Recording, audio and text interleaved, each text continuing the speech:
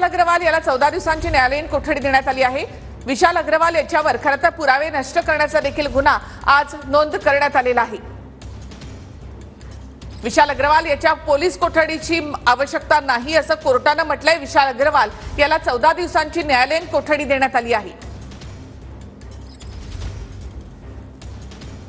अधिक माहिती आपण घेऊयात आमचे प्रतिनिधी प्रदीप कापसे यांच्याकडून। प्रदीप, विशाल अग्रवालला 14 दिवसांची न्यायालयीन कोठडी।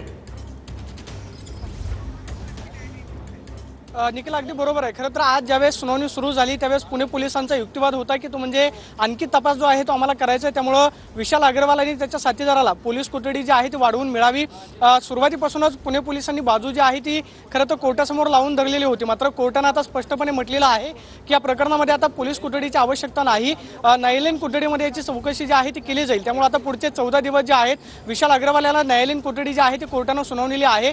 खरं तर पुणे पोलिसांचा युक्तिवाद होता की सकाळपासून सीसीटीव्ही ताब्यामध्ये घेतलेलं होतं किंवा जी फसवणूक विशाल अग्रवालनं पोलिसांची केलेली आहे त्या संदर्भात आम्हाला तपास करायचा आहे। मात्र कोर्टासमोर ज्यावेळेस युक्तिवाद झाला त्यावेळेस कोर्टाच्या समोर विशाल अग्रवाल यांच्या वकिलांनी युक्तिवाद केलेला होता की पोलिसांना जो काही तपास करायचा आहे तो त्याच्यासाठी एवढा वेळ का लागतो, म्हणजे विशाल अग्रवाल याचा जो मुलगा अल्पवयीन आरोपी आहे त्यांना नेमका पैसे कुठून भरले याचा तपास करण्यासाठी पोलिसांना पोलीस कोठडीची आवश्यकता काय, अशा पद्धतीचा युक्तिवाद जो आहे विशाल अग्रवाल यांच्या वकिलांनी केलेला होता। मात्र आता कोर्टाने म्हटलेलं आहे की आणखी पोलीस कोठडीची आवश्यकता जी आहे ती नसते। त्यामुळे खरं आता न्यायालयीन कोठडी जी आहे ती कोर्टाने सुनावलेली आहे आणि पुढचे 14 दिवस जे आहेत आता विशाल अग्रवालला न्यायालयीन कोठडीमध्ये करावे लागतील। कदाचित 2 दिवसानंतर विशाल अग्रवाल यांच्या वकिलाकडून जामिनासाठी अर्ज जो आहे तो सुद्धा केला जाऊ शकतो। मात्र न्यायालयीन कोठडीमध्ये आणखी काय नेमकी चौकशी केली जाते पण महत्त्वाचं असणार आहे। मात्र पुणे पोलिसांचा सुरुवातीपासून जो युक्तिवाद होता तो फेटाळून लावत कोर्टाने आता न्यायालयीन कोठडी जी आहे ती सुनावलेली आहे। निखिल, धन्यवाद प्रदीप एकूणच माहितीबद्दल।